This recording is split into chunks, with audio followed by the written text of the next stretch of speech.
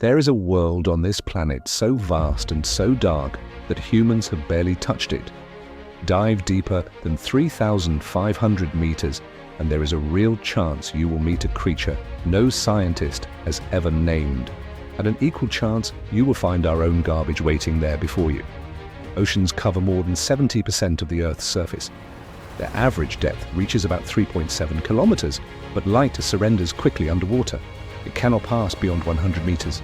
Below that line, darkness rules without end. And if most of the planet is water, then the truth becomes strange and unsettling.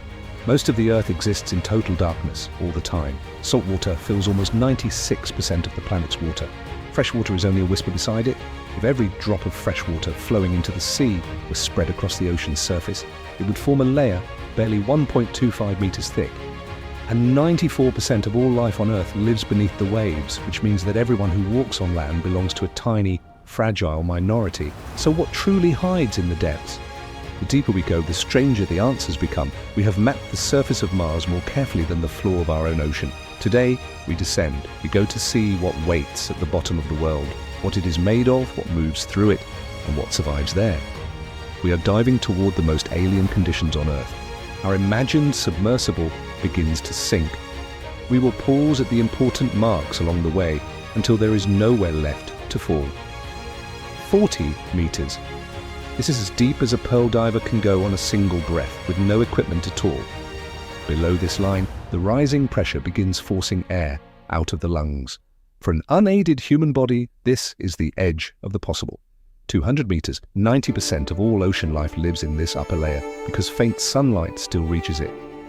That light feeds the phytoplankton. The phytoplankton feed the small crustaceans. Those feed the fish, and the fish feed the great whales. But as we sink further, the light fades, and so does the life. We enter the Twilight Zone, 332 meters. This is the deepest a human has ever descended in scuba gear. Beyond this point, no one survives without a sealed machine around them. 565 meters. This is as deep as the emperor penguin can dive. Sunlight is almost gone now, and nothing grows here. Yet fish remain. For most of them, this is not a home, but a hiding place, a refuge from the predators above. 1,000 meters. Here, the Twilight Zone ends. Less than 1% of sunlight survives, so the creatures here learn to make their own. Through bioluminescence, they glow to lure prey or to frighten what hunts them. Among them drift the siphonophores, distant cousins of the jellyfish, living as colonies along a single shared tube that feeds them all. 1,027 meters. The deepest a military submarine has ever dived. Now we enter the midnight zone, where the darkness is total. Food is almost gone, and every creature must hoard its energy. Most no longer hunt.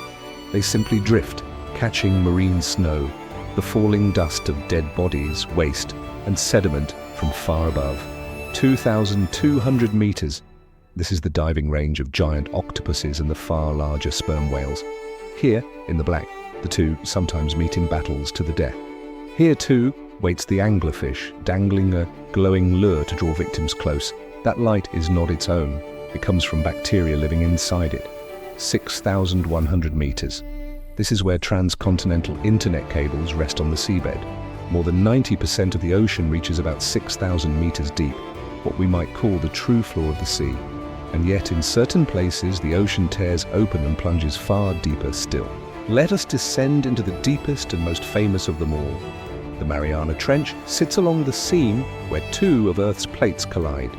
It was born from subduction, one plate sliding beneath another, the Pacific plate diving under the Philippine. In its present form, it is young by geological standards, about 118 million years old. By then, the first mammals already walked the land above. Despite what many believe, the Mariana Trench is not a simple hole in the seabed. It is a vast scar, 2,542 kilometers long, more than 5 times the length of the Grand Canyon. Yet it is narrow, only about 70 kilometers wide on average. Its most famous point is the Challenger Deep in the southwestern arm of the trench, 340 kilometers from the island of Guam. Its floor lies somewhere between 10,028 and 11,034 meters below the waves. The second deepest point on Earth hides in the same trench, the Serena Deep, 200 kilometers to the east, reaching 10,809 meters. But here is a strange truth. The deepest place is not the closest to Earth's core. Our planet is not a perfect sphere. It bulges at the equator and flattens at the poles. The poles sit about 25 kilometers closer to the center, so the floor of the Arctic Ocean is actually nearer to the heart of the Earth than the bottom of the Challenger Deep. Because the trench is so immense, it holds wildly different worlds within it. Near its upper edge, just 414 meters down, lies the Daikoku volcano. There you can witness something almost unreal, a lake of pure molten sulfur hidden underwater. The black liquid boils at 187 degrees Celsius, but there is something even stranger. They are called black smokers, hydrothermal vents about 1,600 meters deep that blast out mineral-rich water under crushing pressure at temperatures reaching 450 degrees Celsius. According to one theory, 1 billion years ago, these very vents became the cradle where life on Earth first began. For a long time, scientists were certain that life could only survive in shallower water. The crushing pressure and the near-freezing 1-degree cold of the Challenger Deep seemed far too hostile for anything to live. The first crewed expeditions proved them wrong. In 1960, 2 men, Jacques Piccard and Don Walsh, became the first humans to reach the Challenger Deep. They sank for 5 hours to 10,918 meters aboard the bathyscaphe Trieste. They lingered just 20 minutes, blinded by clouds of churning silt. But in the beam of their searchlight, they glimpsed a flatfish. It was a revelation, proof that life could endure even here. On March 24, 1995, the Japanese probe Kaiko descended to 10,911.4 meters. It returned with silt that held microscopic life. Foraminifera, single-celled creatures wrapped in mineral shells. In July 2011, an expedition lowered drop cameras armed with lights into the abyss. Their most stunning discovery was a giant foraminifera over 10 centimeters across, enormous for a single cell. In 2012, filmmaker James Cameron descended alone in the vessel Deep Sea Challenger. From the samples he brought back, scientists later identified around 200 species of invertebrates. And finally, in December 2014, an expedition reached 8,145 meters and found something complex and alive. An unknown fish resembling a snailfish, it remains the record holder for the deepest fish ever seen. And it lives in peace, for at this depth, there's no natural enemies at all. Now we cross to the other side of the world. The Puerto Rico Trench lies where the Caribbean Sea meets the Atlantic Ocean. It is the deepest wound in the Atlantic floor, sinking to 8,376 meters. Its deepest point is called the Milwaukee Deep, named for the US Navy ship that first found it. It was discovered on February 14, 1939, but its true depth was not measured until 2018 with the advanced Kongsberg EM-124 sonar. Soon after, a former Navy officer turned investor, Victor Vescovo, made the first crewed dive into the trench on December 19, 2018. It is a violent place. On October 11, 1918, a magnitude 7 earthquake here unleashed a tsunami that struck Puerto Rico's western coast, killing more than 100 people. Some scientists warn that a powerful volcanic eruption could come in the years ahead, and there is a hidden anomaly. According to NASA, a super-dense mass of rock lies beneath the trench. It is so heavy that its gravity actually pulls down the ocean's surface above it, and it quietly throws off the accuracy of navigation instruments passing over. In 2012, a robotic submersible photographed a swarm of amphipods, tiny crustaceans, at the bottom. The same expedition recorded creatures that seemed impossible. A sea cucumber of the genus Peniagone, 10 to 20 centimeters long, and a strange crustacean.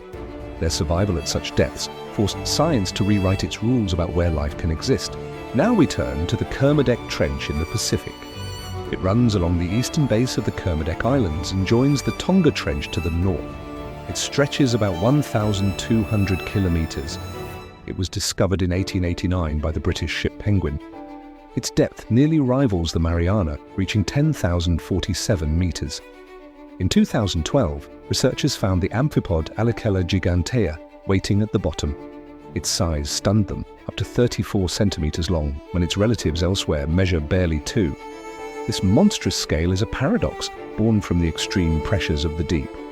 They also found deep-sea fish of the Liparidae family, specifically Notiliparis kermadicensis, the second deepest fish known, surviving only in a narrow band between 6,472 and 7,561 meters.